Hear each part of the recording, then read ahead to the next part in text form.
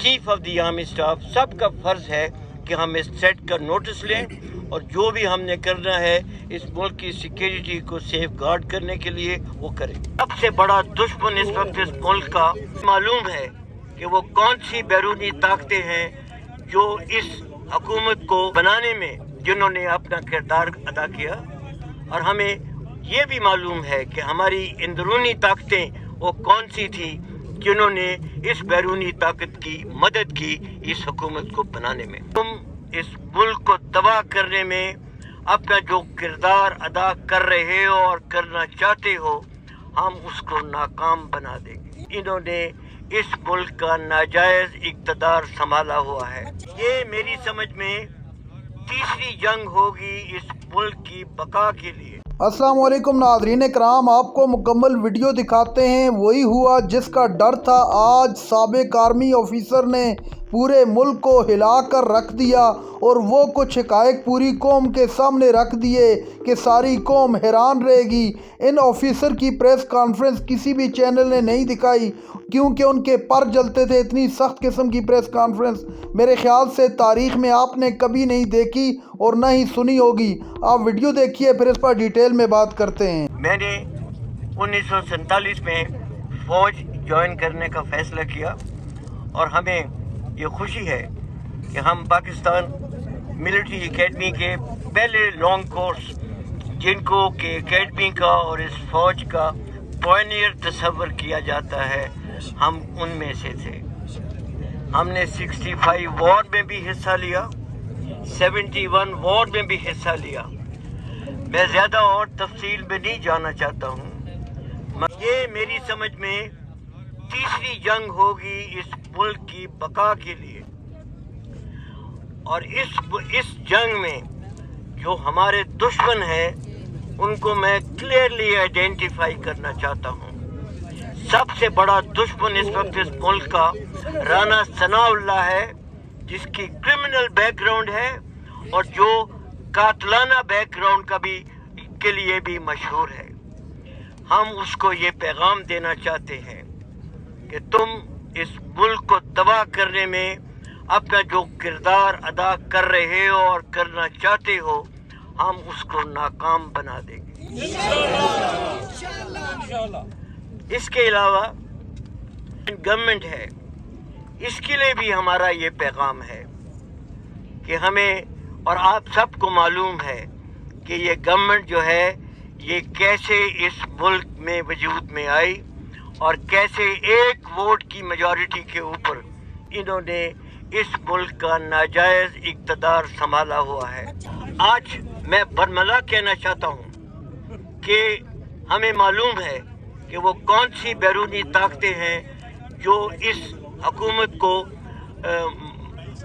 के बनाने में जिन्होंने अपना किरदार अदा किया, और हमें ये भी मालूम है कि हमारी अंदरूनी ताकतें वो कौन सी थी जिन्होंने इस बैरूनी ताकत की मदद की इस हुकूमत को बनाने में।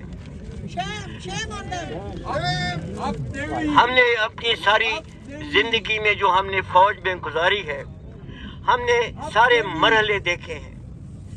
हमें मालूम है कि कैसे अयूब खान ने इस मुल्क की सॉवरेनिटी जो थी वो बेची अमेरिकन को, और उसके नतीजे में बड़े बेस बना दी गई पेशावर में। हमें मालूम है कि उस दिन से आज तक हमने जो इस मुल्क जो है ये मुल्क ये अमेरिकन हेजमनी के अंदर जो है ये एग्जिस्ट करता रहा। बट हम समझते हैं कि वक्त अभी आ गया है कि जब इस मुल्क को फैसला करना है कि हमने अमेरिकन हेजमनी के अंदर रहना है या कि एक बाइज्जत कौम और बाइज्जत मुल्क के तौर पे इस दुनिया में अपनी पोजीशन कायम करनी है। हमारी कोई इंटेंशन नहीं है कि हम अमेरिका के साथ कोई कन्फ्रंटेशन करें। अमेरिका के साथ हम दोस्ती के ताल्लुकात जो पहले थे वो कायम रखना चाहते हैं, मगर अमेरिका को इस चीज़ का लिहाज करना पड़ेगा कि पाकिस्तान की जो अंदरूनी जो खुद मुख्तारी है उसको हम किसी सूरत में कॉम्प्रोमाइज़ नहीं होने देंगे। अमेरिका के साथ हमारी इतनी पुरानी दोस्ती की तारीख है, हमने हमेशा उनके लिए कुर्बानी दी, मगर अमेरिका ने आज तक पाकिस्तान की सपोर्ट में एक लफ्ज तक बयान नहीं किया। अमेरिका के साथ हमारे ताल्लुकात जो थे वो हमारी मजबूरी थी उस वक्त, बिकॉज अमेरिका उस वक्त एक यूनिपोलर वर्ल्ड थी। आज हालात मुकम्मल तौर पे तब्दील हो गए हैं। इन सब चीज़ों में जो हो रहा है उसमें जो चीज़ सबसे ज़्यादा अफसोसनाक है वो ये है कि हमारे मुल्क के अंदरूनी जो हैं ऐसे अंदरूनी ऐसे लोग हैं जो कि इन सारी कोशिशों को सपोर्ट कर रहे हैं। मैं इस वक्त नाम तो नहीं लेना चाहता हूँ, मगर आप खुद समझ जाएंगे। मैं थोड़ी सी बैकग्राउंड देना चाहता हूँ कि हमने जब ये हालात ख़राब होना शुरू हुए तो हमारी एक team led by general Ali Kuli, supported by vice admiral Tasleem SJ बार एंड एयर मार्शल मसूद, हमने एक मीटिंग की जनरल बाजवा के साथ। और उस मीटिंग में जनरल बाजवा ने बड़ा क्लियरली ये वादा किया कि इस मुल्क के हालात को ठीक करने के लिए 90 दिन के अंदर अंदर वो इलेक्शन करवा देंगे। दूसरी चीज़ जो है कि जो अमेरिकन थ्रेट है पाकिस्तान को, वो कोई झुकी छुपी चीज़ नहीं है। हमने अमेरिका की सारी पुरानी जो हैं रिपोर्ट्स वो पड़ी हुई हैं। ये हमारी डिमांड है कि पाकिस्तान की arm forces, particularly the army chief, should take cognizance of this threat।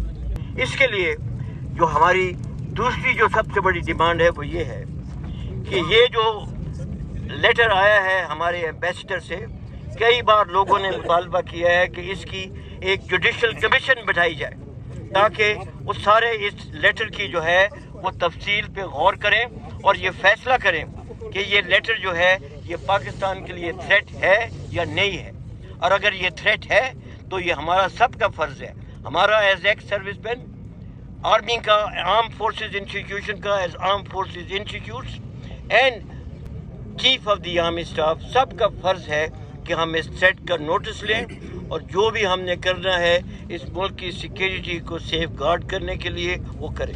नाज़रीन इकराम, आपने वीडियो देखी साबिक आर्मी ऑफिसर्स की इंतहाई अहम किस्म की प्रेस कॉन्फ्रेंस।